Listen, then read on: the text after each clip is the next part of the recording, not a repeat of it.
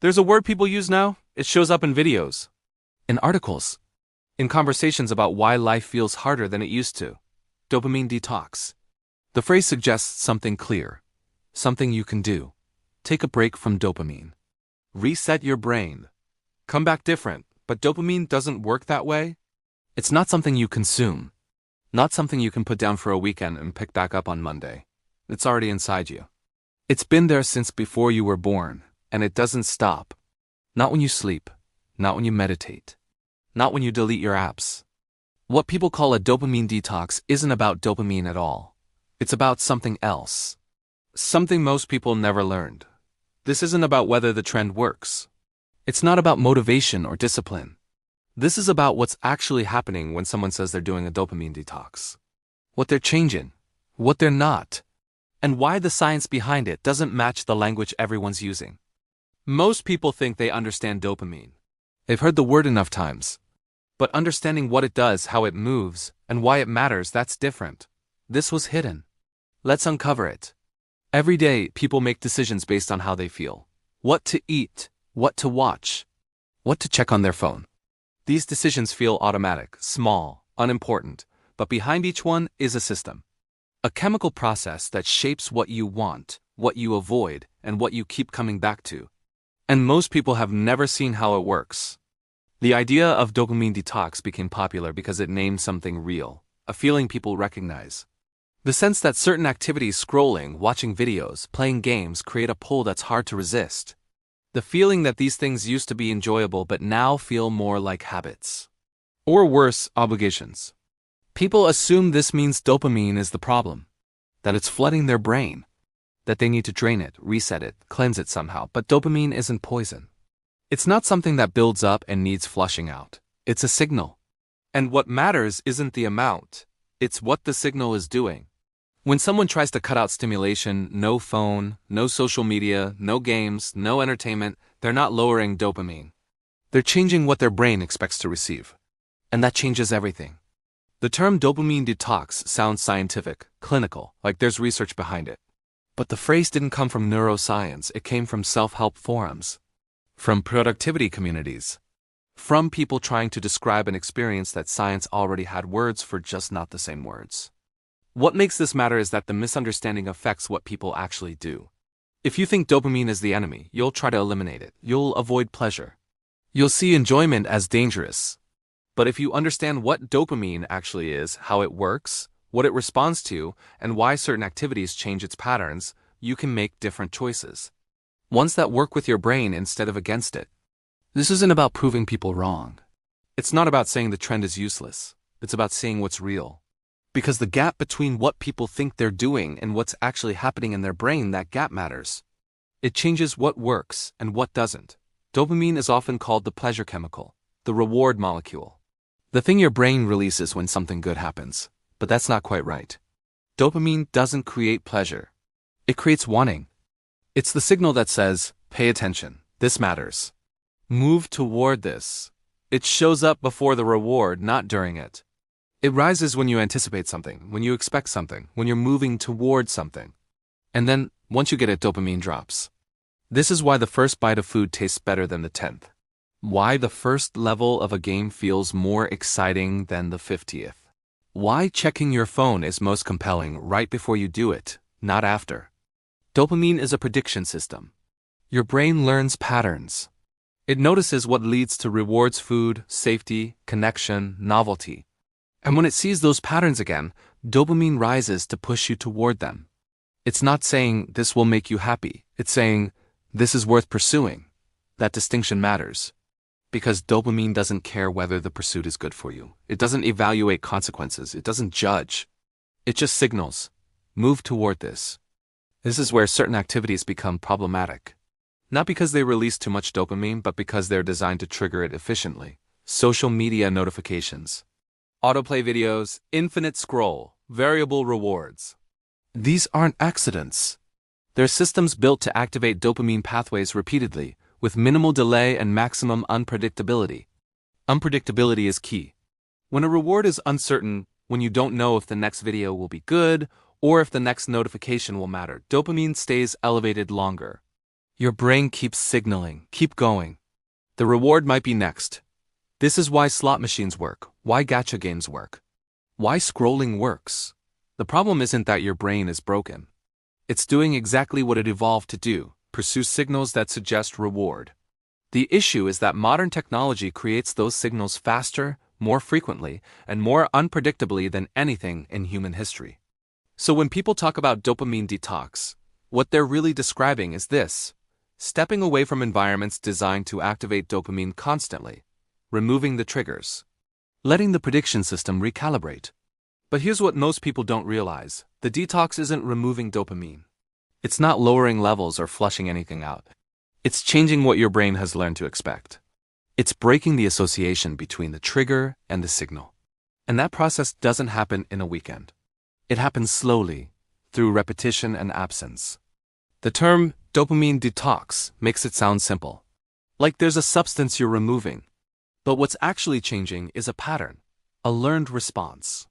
And understanding that difference changes how you approach it. When you remove highly stimulating activities, social media, video games, streaming, their brain doesn't suddenly produce less dopamine. Dopamine is still there. It's still firing. But the context changes. Your brain has learned to expect certain rewards from certain actions. Open this app, get novelty. Click this button, see something interesting. These expectations create dopamine spikes before the action even completes. The anticipation itself becomes the signal. When you stop doing these actions, the signals don't match reality anymore. Your brain expects the reward. It doesn't come. This creates a gap, a mismatch between prediction and outcome. This is why the first few days feel uncomfortable. It's not withdrawal in the chemical sense. It's prediction error. Your brain keeps expecting something that isn't happening. Over time, usually days to weeks, the prediction system updates. The association weakens.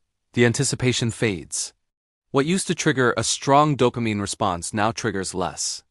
Not because you've reset dopamine, but because your brain has learned the pattern no longer applies. This is the same process that happens with any habit change. Stop drinking coffee, and your brain stops spiking dopamine when you smell it. Stop checking your phone at red lights, and the urge diminishes. The system recalibrates based on new data. But here's the part most people miss. This recalibration isn't permanent unless the new pattern holds. If you go back to the same behaviors after a week, the associations rebuild. The predictions reactivate. The dopamine responses return. This is why dopamine detox, as people practice it, often feels temporary.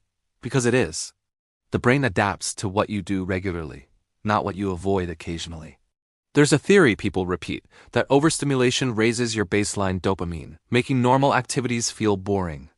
But that's not how dopamine works. Baseline dopamine, the amount circulating when you're not doing anything in particular, is relatively stable. It doesn't rise permanently because you play video games. It doesn't drop because you meditate. Your brain regulates it tightly. What changes isn't the baseline, it's the threshold. When your brain gets used to high-intensity rewards, fast feedback, constant novelty, variable outcomes, it adjusts what counts as rewarding. Activities that used to feel satisfying now feel dull by comparison. Not because dopamine is lower, but because the prediction system expects more. This is called hedonic adaptation. It's why a new phone feels exciting for a week, then normal. Why a promotion feels great until it becomes routine. Your brain recalibrates to the new level and treats it as baseline. The issue with highly stimulating activities isn't that they raise dopamine too much. It's that they raise expectations. They set a new standard for what feels worth pursuing. And when real-world activities, reading, conversation, working on a project, can't match that intensity, they trigger less dopamine in anticipation.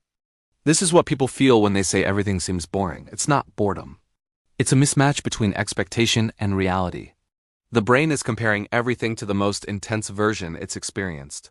The recalibration process is about lowering that threshold. Not by removing dopamine, but by removing the comparison. Dopamine is often linked to motivation. And it is, but not the way most people think. Dopamine doesn't make you want to do things. It makes you want to pursue things. There's a difference. When dopamine rises, it creates drive toward action. But it's directed at the pursuit itself, not the outcome. This is why people feel intensely motivated to start something, sign up for a class, download an app, and then lose interest once the newness fades. The motivation wasn't about the thing. It was about the anticipation. Dopamine-driven activities are designed to keep you in pursuit mode. Always moving toward the next notification, the next video, the next level, you never fully arrive. The reward is always just ahead. When someone removes these activities, they often expect motivation to increase, but the opposite happens. Motivation drops. Everything feels harder to start. This isn't laziness. It's that the brain is used to high-frequency dopamine signals tied to immediate pursuit. Long-term goals, building a skill, finishing a project, don't trigger dopamine the same way. They're slower, less predictable.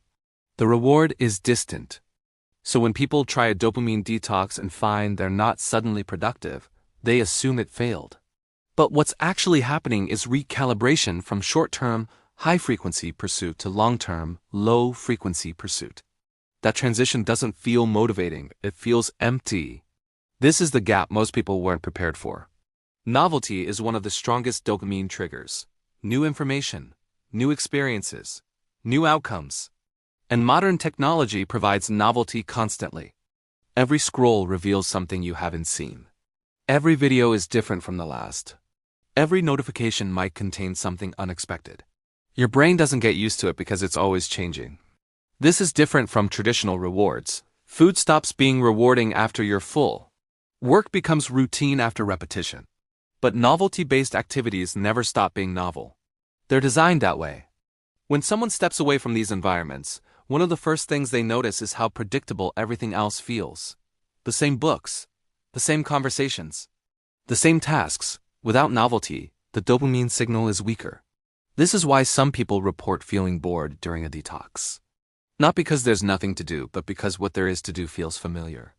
And familiar doesn't trigger the same pursuit response as novel. The brain can adapt to this. Over time, it becomes more sensitive to smaller forms of novelty, a subtle change in routine, a new thought during a walk, a moment of insight while working, but these don't hit the same way scrolling does. They're quieter. This is why dopamine detox requires patience. The brain doesn't immediately appreciate subtle novelty. It's been trained to expect constant novelty. The recalibration is about learning to engage with slower, less obvious forms of new information. And that process takes longer than most people give it. There's no formal research on dopamine detox. The term exists in self-help communities, not neuroscience journals. But there is research on related concepts: behavioral extinction, stimulus control, hedonic adaptation. Removing a stimulus can reduce the conditioned response to it. If you stop pairing a cue with a reward, the cue loses its power. This is basic learning theory. But extinction isn't deletion. The association doesn't disappear, it gets suppressed. And it can return quickly if the conditions reappear. This is why people who quit social media often feel the same pull when they return, even after weeks away. The brain also adapts to low stimulation environments. Research on sensory deprivation shows that reduced input makes the brain more responsive to subtle stimuli. People become more attuned to small changes. But this sensitivity fades when high stimulation returns. The threshold readjusts. What this means is that dopamine detox can create temporary changes. It can reduce cravings, lower compulsive behavior, make everyday activities feel more engaging. But these effects depend on maintaining the new environment. The science doesn't support resetting your dopamine system in a weekend and going back to normal. What it supports is that changing your environment changes your responses. And those responses shift back when the environment shifts back. It's not a detox. It's not a reset. It's a behavior change strategy. And like all behavior change, it requires consistency, not just a temporary break. The most common misunderstanding is the idea that dopamine is bad. That it's the cause of addiction, distraction, and lack of focus. But dopamine is neutral. It's a signal. It doesn't have intent. It just marks what your brain has learned to associate with reward. The problem isn't dopamine. It's what triggers it and how often. Another misunderstanding is that you can measure and adjust dopamine levels like a volume knob. But dopamine fluctuates constantly. It's not static. And it's not something you control directly. You can only change what triggers it. People also assume that removing stimulation makes you more disciplined, that it builds willpower. But willpower isn't a dopamine issue. It's an executive function issue. And removing distractions doesn't strengthen executive function. It just removes the thing you're resisting. This is why some people feel more focused during a detox, not because their brain changed, but because the environment changed. The triggers aren't there, but the underlying capacity for focus hasn't increased. There's also confusion about what counts as a dopamine-triggering activity. People categorize things as high dopamine or low dopamine, but dopamine doesn't work in categories. It responds to patterns, not substances. Reading can trigger dopamine if you're anticipating a plot twist. Scrolling can fail to trigger dopamine if you've done it so much it's no longer rewarding. Context matters. Novelty matters. And finally, people misunderstand the timeline. They expect results in days. But the brain's prediction system updates based on consistent patterns over weeks or months. A 3-day detox might reduce immediate cravings, but it doesn't rewire associations. The term dopamine detox made the concept accessible. It gave people a framework, but the framework isn't accurate. What people are doing isn't wrong, but what they think they're doing doesn't match what's actually happening. So if it's not a detox, what is it? It's environmental control. A deliberate shift in what your brain is exposed to. A way of changing the data your prediction system receives. When you remove highly stimulating activities, you're not resetting your brain. You're giving it different information. You're breaking the loop between cue and anticipation. You're letting old associations fade by not reinforcing them. This isn't about purity. It's not about eliminating technology or living like it's 1950. It's about noticing what shapes your responses and deciding if that's what you want. The reason this works, when it works, is not because dopamine is evil or because overstimulation is destroying your brain. It's because your brain adapts to what it experiences regularly. And if what it experiences regularly is designed to maximize engagement, your responses will reflect that design.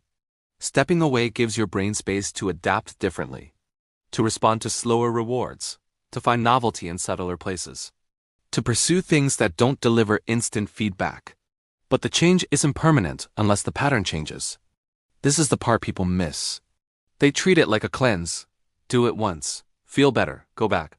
But the brain doesn't work that way. It doesn't remember the detox. It remembers the pattern. If the pattern returns, the responses return. This doesn't mean you can never engage with stimulating activities again. It means you can't expect your brain to stay recalibrated if you return to the same frequency, the same intensity, the same triggers. The real insight isn't about dopamine. It's about adaptability. Your brain adjusts to what you expose it to. It learns from repetition. It recalibrates based on experience. And if you want different responses, you need different inputs.